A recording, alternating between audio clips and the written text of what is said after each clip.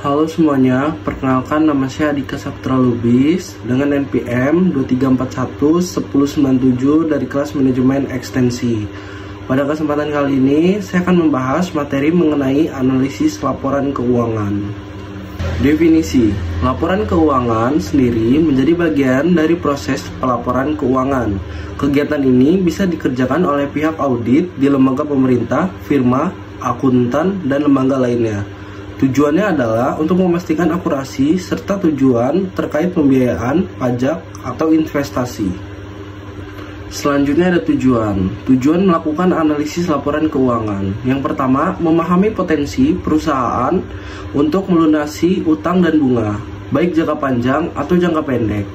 Yang kedua, memahami potensi perusahaan dalam memanfaatkan aset untuk menghasilkan keuntungan. Lalu yang ketiga, mengetahui perubahan dalam posisi keuangan di suatu periode. Lalu selanjutnya yang keempat, memproyeksikan seperti apa bisnis yang berjalan di periode selanjutnya. Yang kelima, menilai kinerja bisnis di periode yang sedang berjalan.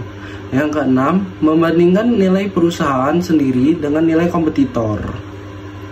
Selanjutnya, jenis laporan keuangan yang dapat dianalisis. Yang pertama ada neraca.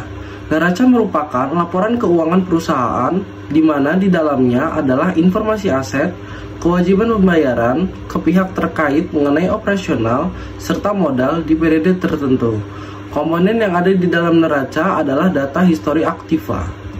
Yang kedua, laporan laba rugi. Laporan ini umumnya dibuat di akhir periode perhitungan akuntansi atau akhir tahun. Laporan laba rugi juga dapat memudahkan investor saat mempelajari dan memahami kinerja suatu perusahaan. Format laporan ini ada dua, yakni dalam bentuk langsung serta bentuk bertahap. Selanjutnya yang ketiga, laporan perubahan posisi keuangan atau arus kas.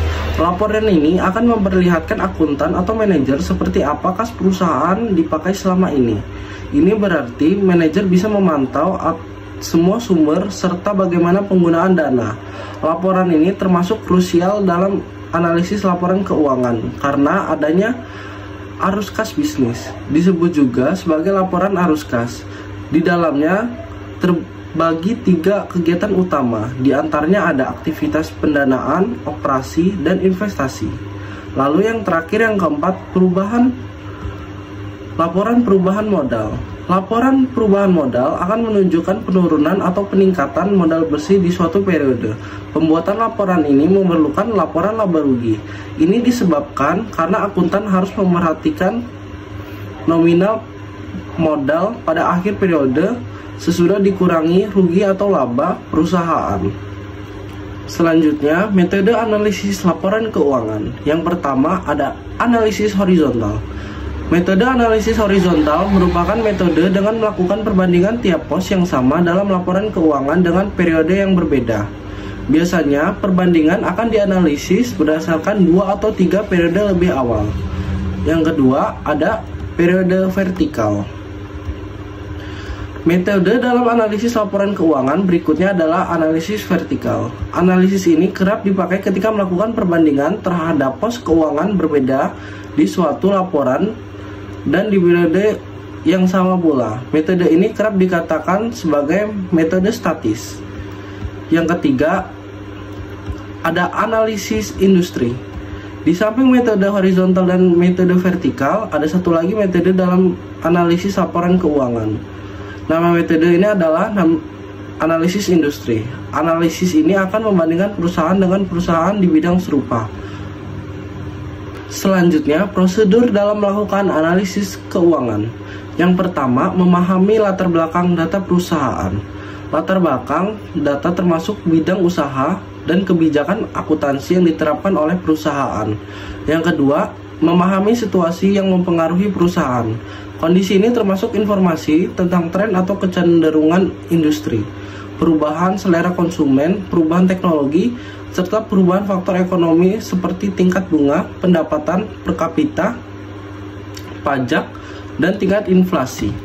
Yang ketiga, mempelajari laporan dengan menyeluruh. Tujuannya adalah memastikan bahwa Laporan keuangan sudah menggambarkan data dengan jelas, relevan, dan standar sesuai akuntansi keuangan. Yang keempat, menganalisis laporan keuangan. Gunakan metode serta teknik-teknik analisis yang telah dijelaskan di atas. Ini merupakan langkah terakhir agar analisis laporan keuangan dapat menginterpretasi kondisi keuangan perusahaan dengan benar. Sekian dari saya terkait video materi analisis laporan keuangan. Terima kasih.